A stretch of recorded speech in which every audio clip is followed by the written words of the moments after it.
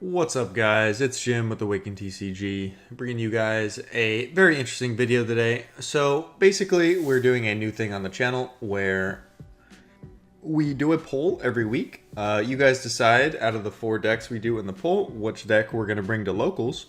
And this week it just happened to be Purple Yellow Crocodile, a deck I had never tried up until around like 4 or 5 days ago.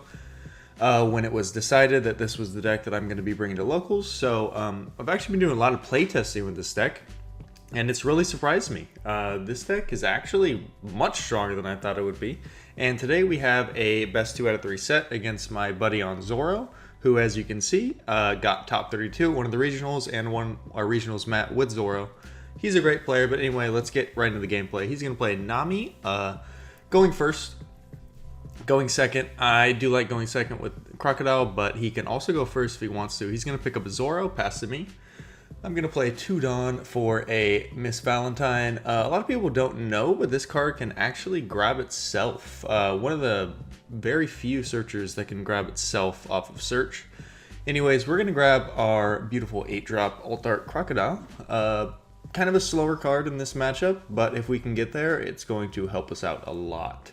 Filtering out cards we do not want in our hand for better cards like counter or any other big bodies we'd want for the next turn coming up.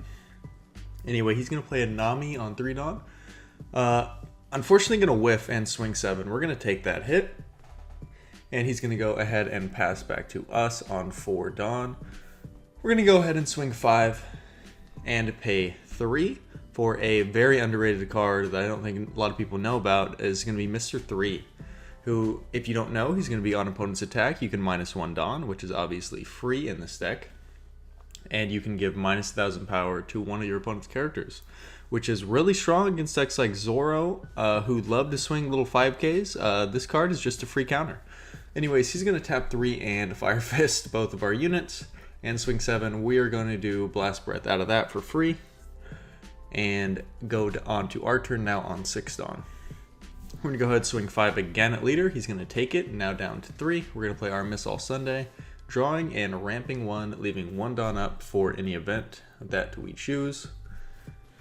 He's going to go ahead and attach 1 to leader on his 7 Dawn turn, put 2 on Nami, swinging 5.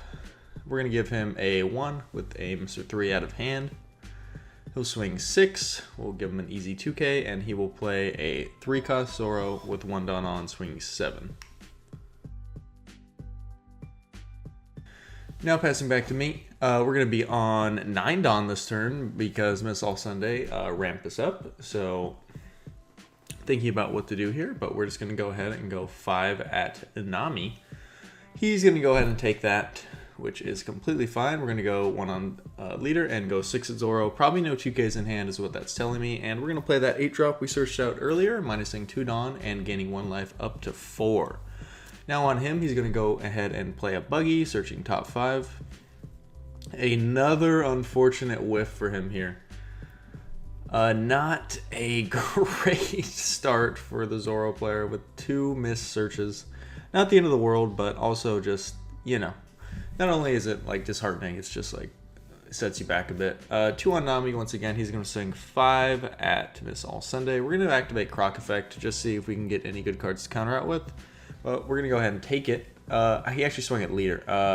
And we're going to do Miss All Sunday effect, doing Dawn -2 to play the card. And she's going to ramp us 1 and draw us 1. Putting a 5K on board. Fantastic trigger in the later stages of the game. He's going to swing 6, we're going to counter for 2, and then he's going to play Luffy and swing for 7 at Miss All Sunday. We're going to go ahead and take that.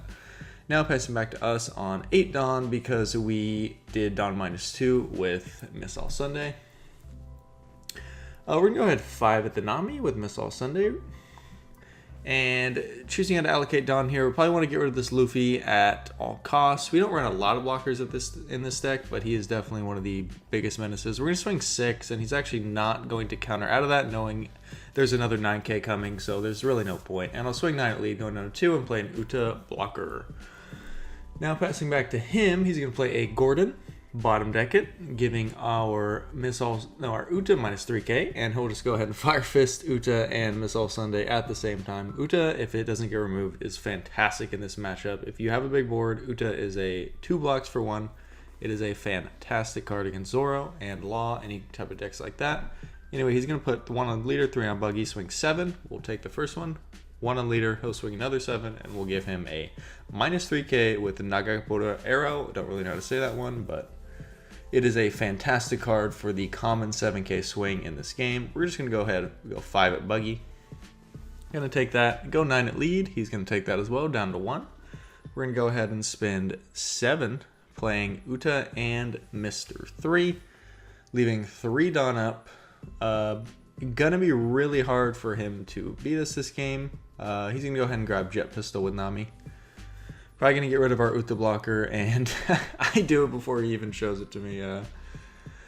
Just put it in the trash because I know he's gonna get rid of that. Now putting 4 on leader, swinging at Crocodile. No, swinging at leader. We're gonna take that and no trigger. Now with, I think he has 4 or 5 cards in hand, 1 life, and we have 3 good swings. It's going to be tough for him to live this turn. We're going to swing 7, get rid of his only 1 Dawn up. He's going to give us the guard point. Now I think it's just an easy 11-11. We're going to go, 4 on lead, go 9. And he's going to counter out of that. And we're going to go 11, and he is going to take that. Not a lot of ways to lose this turn because I'm pretty sure I have 2 counter events in hand with a good amount of counter events in hand. But he's going to attach 1 to leader, thinking if there is any way he can actually finish me this turn. He'll go ahead and go a ton on Nami to leader. I'm actually not sure how much that is, but we're going to go Blast Breath. And he knows there's no way he can win after that and go ahead and scoop it up. Let's get on to the next game here. So I'm sure after that first game, you kind of saw how this deck likes to play. You like to get good triggers when you can. This deck's not all about triggers like a full yellow deck, but it definitely can benefit from them. I do run around 24 in my entire deck, so a lot of good triggers we can get. But it's mostly you want to play your cards later towards the game.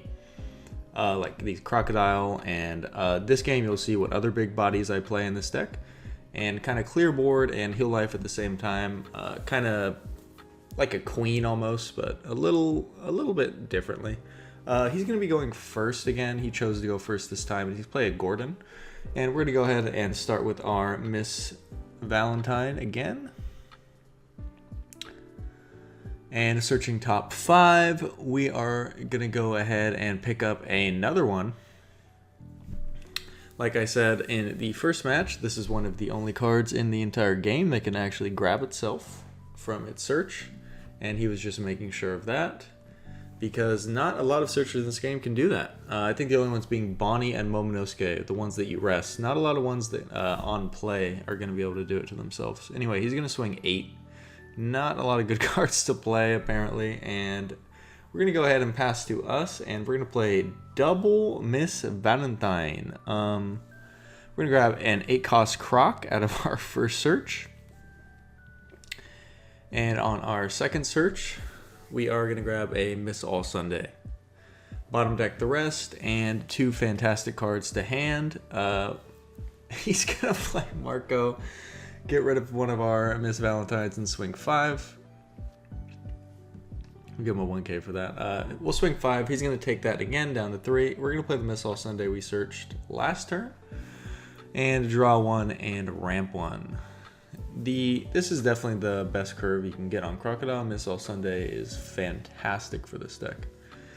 He's actually going to put 1 on leader, 2 on Gordon, and swing 5 to leader. We'll give him a 2k beige, which probably means not any 1ks in hand, or just none that I'm willing to give up, because I want to play it next turn. He'll go 6, I'll give him another 2k beige, and he'll go 7, which we will take and actually get Miss All Sunday, which is going to neg 2, but we get it right back with leader effect and Miss All Sunday ramp. And then he's going to go ahead and bottom deck Gordon and Fire Fist both of our Miss All Sundays, as one is at 2k power after the Gordon. He'll play Buggy, and I think he whiffed that search. I didn't see. Might have grabbed a guard point. We're going to go 5 to leader like we have been doing every turn. He's probably going to have to give us a card now if he doesn't want to get in lethal range when you start playing big bodies, but he's actually going to take it. We're going to go ahead and play Crocodile, heal 1 with 1 Dawn up. And now our best body on the board in terms of power and in terms of effect on our opponent's turn. He'll play Magra, buffing Buggy to 7. We're going to have to take that. He'll swing another 7. And we're going to use our Crocodile effect and give him a -3k with our arrow. Just another reason that card's so good. Getting rid of that Miss All Sunday that you really just don't need and aren't going to play in the later stages of the game like this. That's the type of thing this card's good for. Anyways, he's going to attach 2 to leader and swing 7. We're going to go ahead and take that down to 1. And he'll play another Rush Zoro and a swing 7 again. We'll have to give him a 1k and a 2k now. Pretty menacing board in a Zoro deck, to be honest. We're going to go 5 at Buggy, take that out. I think 9 at his Zoro, take that one out. And we'll play Yamato, healing 1 and deciding to KO his Magra as he can buff it with anything like a Makino or another Magra. So we do not want to deal with that. We'd rather deal with the Dodon, even if it has 1k more base power to begin with. Anyways, back to him. He's going to swing 5 with Dodon. We're going to use Crocodile effect and do a 1k counter with Queen. Getting rid of another Miss All Sunday. This card has been getting us a lot of good value this game. He's going to swing 7 again, and we're going to give him a Blast Breath. Going up to 9. Realizing he can probably not beat me this turn, he's going to go ahead and play a little bit defensive, play Nami, and I think he unfortunately whiffed that Nami. Very unlucky Nami searches. He's going to play Luffy, swing 7th, and swing another 7 with leader. Maybe putting us down to 0 this turn. But we are actually just going to give him a 1k and a 2k. And now, at 2 life and 2 big bodies on board, we might be able to go for a game this turn. But I think it's probably safer just to clear board if we know we can survive next turn. We're going to go 5 at the Dawn. Yeah, it looks like we're going to clear board this turn. And 9 at Luffy. Maybe could have countered out of that, but he knew Yamato was just going to swing right back at it. We're going to swing at leader with Yamato. Swinging at Marco is not worth it because he could just give us 1 card. And then we're going to play another Yamato, get rid of that card, and heal another life.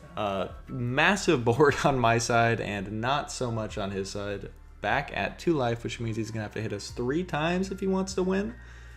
And with a decent amount of cards in hand and 1 Dawn up, that is just going to be really hard to do. But he's going to go 9 to leader. We're going to go ahead and use Crocodile effect, getting rid of the Katakuri that we don't want in hand, and just go ahead and take that hit. No trigger there. And after that, he is going to go ahead and decide to put a lot leader going, I think, 11 or 10, and we're just going to have to take that. But at this point in time, he has 2 Dawn up, and we have 3 9k bodies on board. Probably can go for game since he only has 1 life. We're going to go 5 to lead, test the waters. He's going to give us a 2k Brook. Now at 3 or 4 cards in hand, I think we have guaranteed lethal here. We have not even attached a single Dawn this turn. Remember, I had a Yamato in hand, so I was debating maybe getting rid of Buggy and then kind of just going for board, but I did the math, and I think even if he has the best events here, there's no way he can win. We're just going to attach 1 to Crocodile, go 10 lead. We're going to go 9 lead after he takes, and he's going to give us guard point +2. And the rest on Yamato, that is all she wrote. Another victory, winning the 2 out of 3 set for Purple Yellow Crocodile against a player I consider very, very good, especially at this deck. Zoro is his main deck. It is what he taught regionals with. And not a fantastic game. He missed a couple searches there in these 2 games, as you saw. But he still did Zoro things. He still played the Zoro game plan. And I think this was a pretty good demonstration of why Purple Yellow Crocodile was actually pretty solid of a deck. I think its only rough matchup is kind of against blue, just because they can remove your big bodies, which are kind of the lifeblood of this deck. But other than that, I think it has a decent matchup into a lot of decks into the meta, surprisingly. Anyways, guys, I will be bringing this deck to my locals this Thursday and probably uploading the video on Friday. So really excited to see how this deck performs against my locals, which has a lot of fantastic players. I'll be doing a full deck overview in that video, as well as a full rundown of all my matches that day and how they went and how I think this deck fares in the meta at the end for a kind of complete wrap up of the deck. But hope you guys enjoyed this little sneak peek of Purple Yellow Croc, and please subscribe and stay tuned for more. And if you are looking forward to watching me play any more interesting decks at locals, there will be a poll up this Thursday, and you can vote for your favorite terrible deck. I'm guessing Vivi's going to win this next one if I had to put it out there. But anyways, you guys have a great day, and I will see you next time. Peace.